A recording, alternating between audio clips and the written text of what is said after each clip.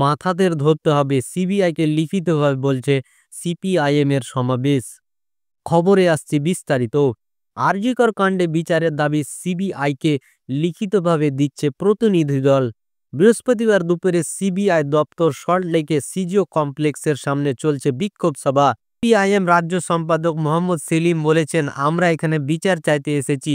Police বলেছিল সভা করতে দেবে না, কিন্তু সভা হচ্ছে।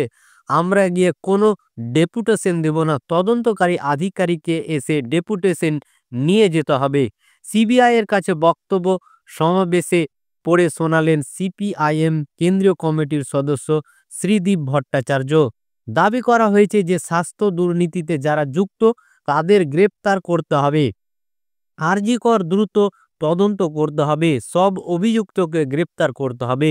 সিপিআইএম সহ প্রতিবাদীরা বারবারই বলেছে যে আরজিকর চিকিৎসক ধর্ষণ হত্যা বিচ্ছিন্ন ঘটনা নয়, দুর্নীতির চক্র সঠিকভাবে কাজ করছে স্বাস্থ্যকেন্দ্রেও।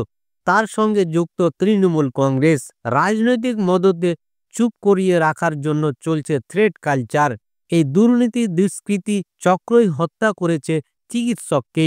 কেবল একজন সিভিক ভলেন্টিয়ারকে দায়ী করে অপরাধীদের আড়াল করা যাবে না। সিবিআই এর চার্জশিটে ওই সিভিক ভলেন্টিয়ার ছাড়া আর কারো নাম নেই।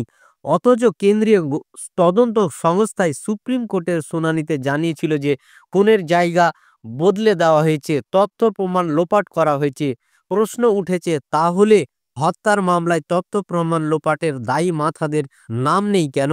সিপিআইএম এর যে প্রতিনিধি দল সিবিআই আধিকারিকের সঙ্গে কথা বলবে, তার মধ্যে মোহাম্মদ সেলিমের সঙ্গে রয়েছে পলিট ব্যুরোর সদস্য রামচন্দ্র ডোম, যুব নেত্রী Meenakshi মুখার্জিও।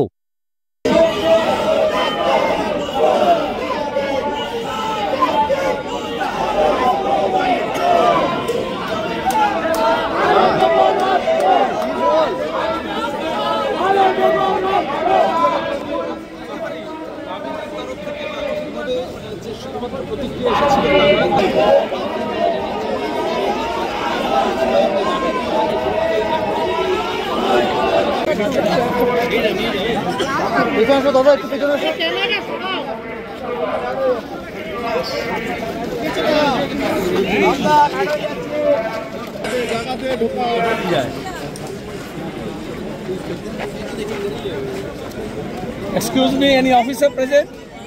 Where is the gate?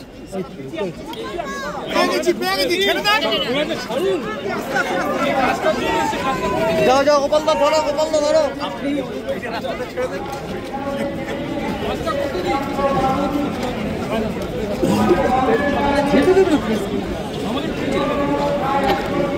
সবই তো পাচ্ছি। ঢুকবে না, ঢুকবে না। হ্যাঁ, মিনময় দা।